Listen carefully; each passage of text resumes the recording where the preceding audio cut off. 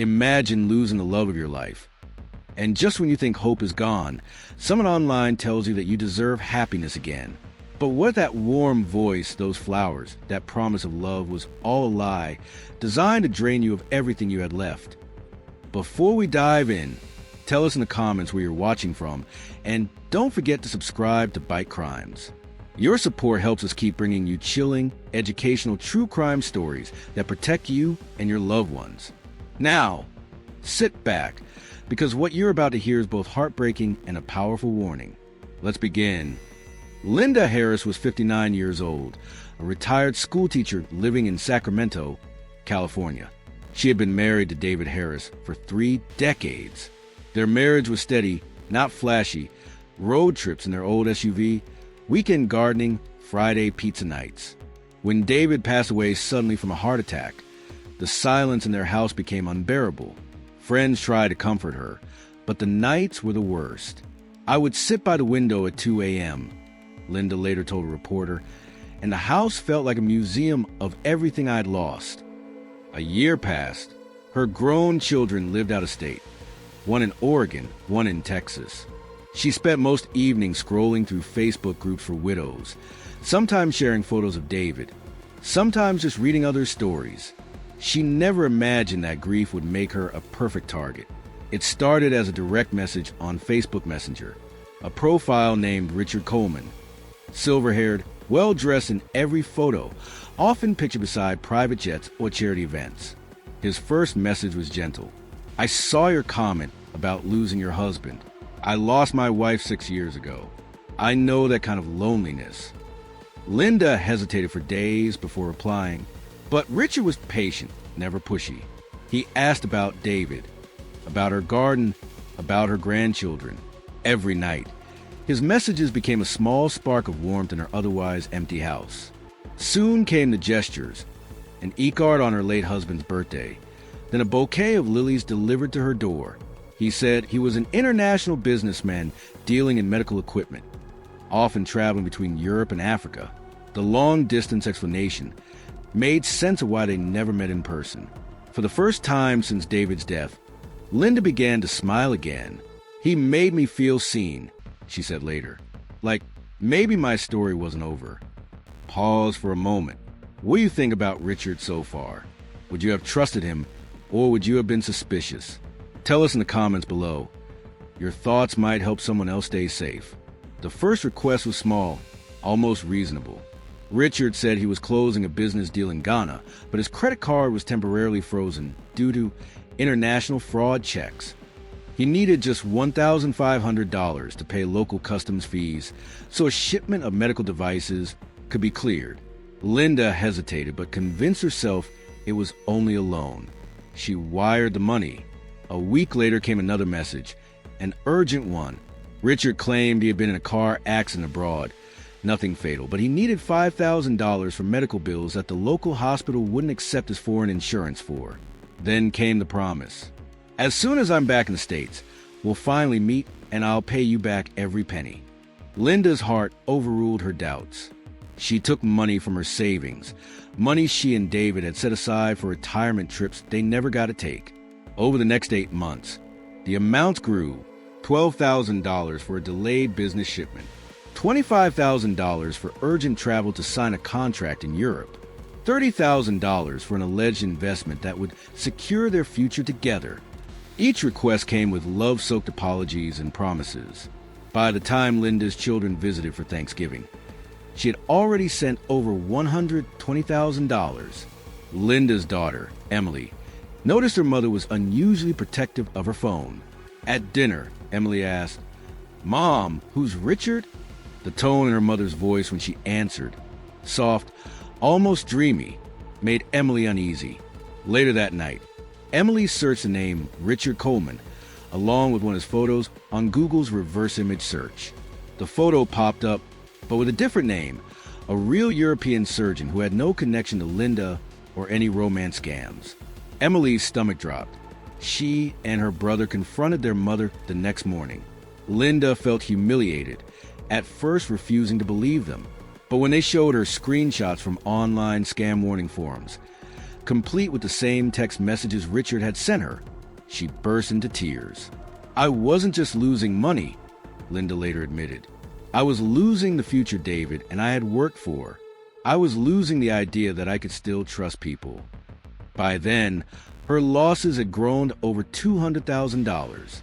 It wasn't just her savings. She had taken out a home equity loan after Richard convinced her they would soon be buying a house together in Florida. Linda's children contacted the FBI's Internet Crime Complaint Center, IC3. Agents told them that romance scams like this were surging, often run by organized criminal networks overseas. Investigators began tracing the accounts Linda had wired money to. Each account led to another fake name, another shell company. The trail stretched across at least 3 countries. But the real man behind Richard remained a shadow. Early one February morning, Linda received an email, not from Richard but from a woman in Florida named Caroline. Caroline claimed she had also been in a long-distance online relationship with a man named Richard who looked exactly the same in his photos. Caroline said she had just discovered she was being scammed.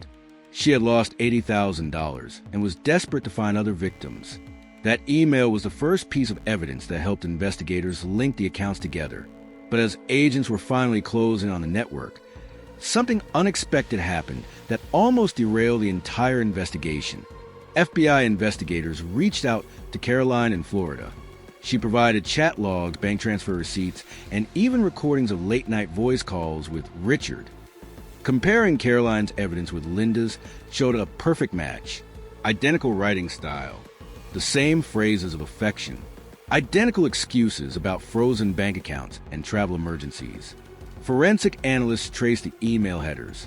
They originated not from Europe, Africa business trips, as Richard had claimed, but from a fraud hub in Romania and neighboring Eastern European states, where organized cybercrime rings often operated behind layers of fake IP addresses. The phone numbers were linked to VoIP services bouncing calls through multiple countries. The Heartbreak came when one of the U.S. bank accounts Linda had wired money to was flagged for suspicious activity. Investigators discovered the account was managed by a money mule in Houston.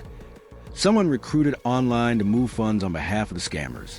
Through that mule, they identified 2 key ringleaders in Bucharest and Cluj, one of whom had been using the stolen photos of the European surgeon for years to romance scam women in North America and Europe. When the FBI informed Linda, she went pale. "All those late-night talks, none of it was real," she whispered. "I wasn't talking to one man. I was talking to a whole criminal gang."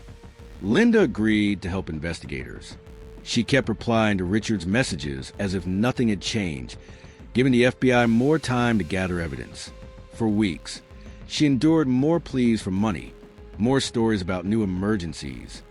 It was painful, like reopening a wound, but she wanted justice. Meanwhile, U.S. authorities worked with Europol and Romanian law enforcement to coordinate a cross-border sting. The scammers' network wasn't just after widows. They had victimized dozens of people across 11 states. In May, coordinated raids took place in Romania and neighboring Moldova. 4 suspects were arrested, including the man believed to have played the role of Richard. Authorities seized laptops, prepaid phones, fake passports, and account ledgers showing more than $3.5 million stolen from victims worldwide. The news reached Linda through a phone call from the FBI agent who had guided her case. She felt a rush of relief, but also an ache of grief. "I didn't get my money back," she told a local reporter. "But at least no one else will have to read those sweet lies and believe them the way I did." A Romanian court later convicted the main perpetrators on charges of wire fraud and money laundering. The U.S. Department of Justice assisted in freezing some of the assets, but Linda recovered only a fraction of her savings. Her children helped her refinance her home to stay afloat. She began speaking at community centers and senior clubs in California, warning others about online romance scams. "Grief made me believe in a fairy tale," she often says. "But love should never require you to empty your bank account for a stranger." The FBI's Internet Crime Complaint Center reported that Americans lost over $1.3 billion to romance scams in the previous year alone. Most victims were middle-aged or elderly, many of them widowed.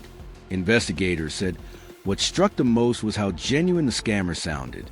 They knew exactly how to mirror grief, build trust, and shift from comfort to manipulation. Experts in cyber psychology call it affinity fraud. When criminals create deep emotional bonds before exploiting them, it works not because the victims are foolish, but because they're human. They weaponize loneliness, said one FBI profiler. That's why education and awareness are as important as law enforcement. Linda described the experience as a double loss. The money she and David had saved for their retirement, the ability to trust her own judgment. I thought I was too smart to fall for something like this, she said. That shame almost kept me from reporting it, but speaking out saved me. Today, Linda often appears in public service videos, sharing practical tips. Be suspicious of anyone you meet online who refuses to video chat or meet in person. Never send money or gifts to someone you haven't met face-to-face. Verify photos and stories. Search images, check credentials. Talk to friends or family before sending money. Scammers thrive on secrecy. Her voice trembles sometimes when she tells her story, but she always ends with the same line. If you're lonely, seek connection. But remember that real love doesn't come with a wire transfer request. And that's how a widow's search for companionship turned into a costly lesson and a warning for us all. Thank you for staying with us through Linda's journey. If you found her story as heartbreaking and eye-opening as we did, please take a moment right now to like this video. Share your thoughts and comment below. And most importantly, subscribe to BYTECRIMES. Your support motivates us to keep uncovering and sharing chilling, educational, and life-saving true crime stories like this one. Stories that protect not just your money, but also your heart.